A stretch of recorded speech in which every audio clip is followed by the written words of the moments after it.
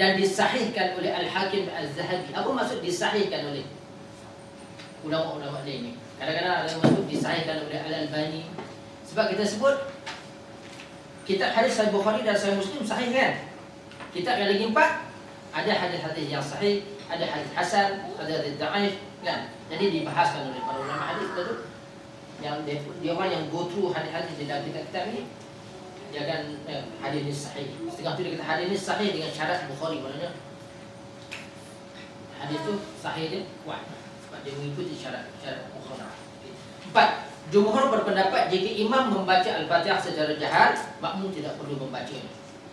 Makmum hanya membaca bila imam membaca secara sir. Al-Albani berpendapat terdapat nasah berkenaan bacaan makmum dalam kes pada. Apa maksud nasah? Nasah maksudnya membatalkan.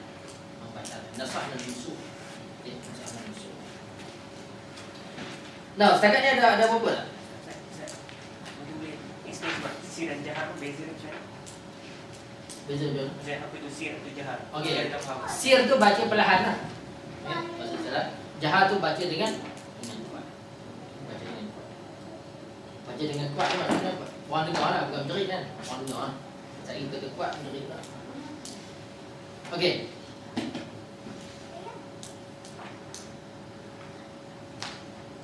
Ada apa-apa lagi tak kenaan dengan perkara itu? Saya nampak baru perkara lah. Al-Fatihah tak ada.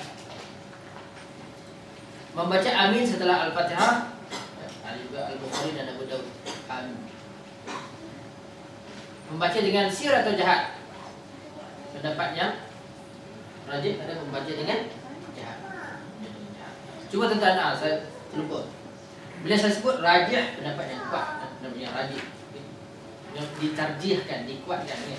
Rajih pendapat yang kuat. Jumhur pendapat yang majoriti. Okey. Apa dia ijma'? Sebab kadang-kadang orang suka sangat sebut. Dia kata benda ni ijma'. Apa maksud ijma'? Ijma' ni maksudnya perkara itu tidak ada ulama yang berbeza pendapat. Setengah orang dia anggap ijma' ni tak ada kaitan dengan Quran dan Sunnah. No. Ijma' itu benda yang ada dalam Quran dan Sunnah yang para ulama tak ada perbezaan pendapat. Sebab dia kata kita ikut Ustaz, dia kata kita ikut Quran, Sunnah, dan kita ikut ijma'. Dia kata ijma' tu lain pula. Ijma' tu benda yang ada dalam Quran yang para ulama, benda yang Quran dan hadis yang para ulama tidak ada perbezaan pendapat berkenaan dengan perkara itu. Contoh apa? Ijma'. Solat 5 waktu. Ijma'. Tak ada ulama yang berbeza pendapat. Puasa di bulan Ramadan, ada tak para ulama yang berbeza pendapat? Solat jemaah, bila ada jemaah lelaki dan wanita, yang menjadi makmum, menjadi imam adalah lelaki. Ijma'. Ada tak para ulama yang kata perempuan boleh juga? Ada tak? Ada orang tapi dia bukan ulama. Aminah wali. Kalau orang utara dia kata ulah dalam semua. Nah, tuan-tuan dan bila sebut perkara itu, kita ni kadang-kadang mudah di lidah kita. Kita buat apa-apa kita kata bid'ah hasanah kan. Okay. Orang seperti Aminah Wadud ni tuan-tuan, dia buat benda tu, dia kata bid'ah hasanah. Dia kata dia buat benda yang baik. Dia kata aku bukan buat ajak orang bunuh orang ke apa. Aku ajak orang sembahyang dan aku baca khutbah, ingatkan orang tentang agama. Dia kata bid'ah hasanah. Jadi kita kalau terlalu liberal dengan istilah bid'ah hasanah, kita terpaksa setuju dengan Aminah Wadud lah. Sebab dia kata dia bukan ajak orang buat benda jahat, benda baik. Tapi kita katakan benda itu bid'ah sebab apa? Sebab Rasulullah SAW tidak pernah mengamalkan perkara tersebut. Rasulullah solat jemaah, yang jadi imam ialah lelaki, bukan wanita. Bukan wanita. Jadi siapa yang nak guna alasan bid'ah hasanah ni, dia kena berguru dengan Aminah Wadud. Sensitif tu kan. Al-Albani membahaskan tentang sunnah makmum membaca amin secara jahar bersama-sama dengan imam. Okey, Al-Albani membahaskan sama-sama dengan imam ataupun imam dulu. Al-Albani membahaskan. Okey. Pendapat yang kuat ialah bersama-sama. Sebelum amin ada bacaan apa tak? Saya tak tahu tempat tuan-tuan, tapi tempat saya di utara Semenanjung ada orang suruh baca doa untuk ibu bapa. Rabbil firli wali walidayya. Sebab dia kata Fatihah kita ni malaikat akan mengaminkan, dia kata. Jadi kita ambil peluang doa untuk Allah ampun dosa mak bapak.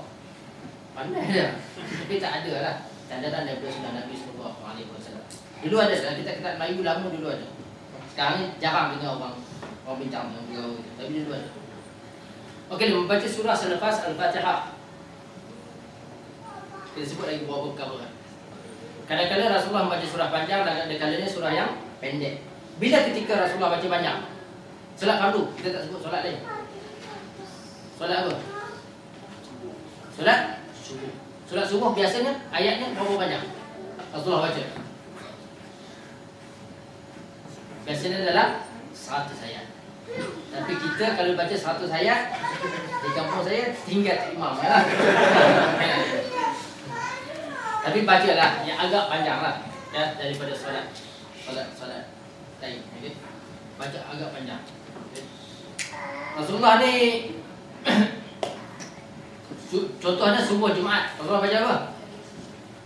Tadi kita sebut surah Sajdah. Rakaat pertama, rakaat kedua surah Al-Insan. Tapi selalu ke setiap subuh Jumaat ke? Tak. Sebab dalam hadis yang sahih juga Rasulullah baca surah Jumaat dan surah Al-Munafiqun. Jadi maknanya tak selalu lah. Kan, tak selalu. Tengah tempat, dan tempat saya dia buat selalu tiap-tiap Jumaat. Sampai ada sekali Tok Imam lupa, dia baca Ad-Duha, makmum tegur, ulang lagi. Itu sudah mewajibkan benda yang tidak wajib. Itu yang masalah lah. Kita mewajibkan. Biasanya dimulai dari awal surah dan dibaca hingga akhir. Biasanya. Boleh tak kita read a portion from a chapter? Tapi biasanya Rasulullah baca awal sampai akhir. Tapi kalau baca Al-Baqarah awal sampai akhir, kacau lah. Kadang-kadang ini juga boleh.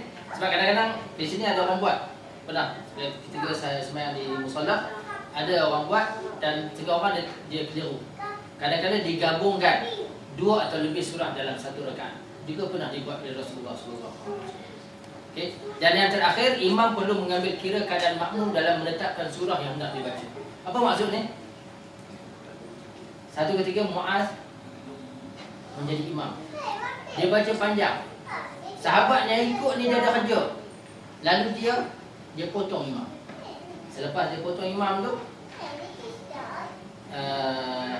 Muaz sebut kata dia munafik. Bila dia Muaz panggil dia munafik, dia pun tak jadi pergi kerja. Dia pergi jumpa Rasulullah. Dia beritahu Muaz sebut panggil dia munafik.